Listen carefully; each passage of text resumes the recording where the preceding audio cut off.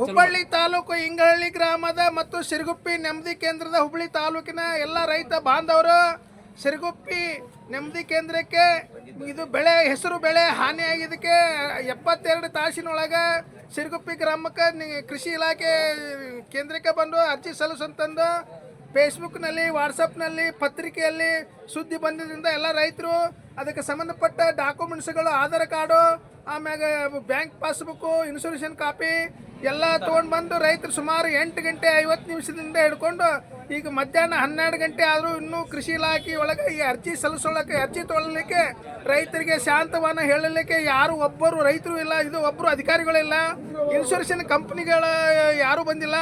ಅದಕ್ಕೆ ದಯವಿಟ್ಟು ಎಲ್ಲ ಸಂಬಂಧಪಟ್ಟ ಅಧಿಕಾರಿಗಳು ರೈತರ ಬಗ್ಗೆ ಚಿಂತನೆ ಮಾಡಿ ಇಲ್ಲೇ ಬೆಣ್ಣೆ ಎಲ್ಲ ತುಂಬಿ ಹರಿಯಾಕೊಂಡೈತಿ ಊರ ಮಗ್ಗಲಾಗ ಮನಿ ದಬ ದಬ ದಬ ಸೋರ ಕುಂತಾವು. ಆದರೂ ಸಂಕಟಕ್ಕೆ ಏನಾರು ಸರ್ಕಾರ ಕೊಟ್ಟಿತ್ತಲ್ಲ ಅನ್ನೋ ಒಂದು ಸಂಕಟಕ್ಕೆ ನಾವು ರೈತರು ಬಂದು ಇಲ್ಲೆಲ್ಲ ಅಷ್ಟರು ನಿಂತೇವೆ.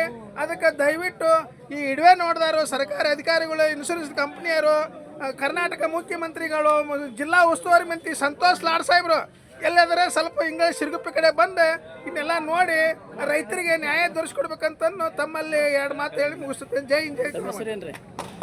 ನನ್ನ ಹೆಸರು ಮಲ್ಲಪ್ಪ ಪಕ್ಕಿರಪ್ಪ ಹಳಕಟ್ಟಿ. ನಾವು ಹುಬ್ಬಳ್ಳಿ ತಾಲೂಕು ಇಂಗಳಹಳ್ಳಿ ಗ್ರಾಮದವರು. ಈ ಸದ್ಯ ನಾವು ಸಿರುಗುಪ್ಪಿ ಕೃಷಿ ಸಂಪರ್ಕ ಕೇಂದ್ರದಲ್ಲಿ, ನೆಮ್ಮದಿ ಕೇಂದ್ರದಲ್ಲಿ ಎಲ್ಲ ರೈತರಾಗಿ ನಾನೊಬ್ಬ ರೈತ. ಅದಕ್ಕೆಲ್ಲ 6 ಸಾವಿರ ಎಷ್ಟು ಜನ ಕುಡಿದ್ದಾರೆ? 5ರಿಂದ 6 ಸಾವಿರ ರೈತರು ಕೊಡಿದ್ದಾರೆ. ಬೇಕಾದ್ರೆ ನೀವೆಲ್ಲರನ್ನ ನೋಡಿ ಆಮ್ಯಾಗ ಇದು ಮಾಡ್ರಿ. ಅದಕ್ಕೆ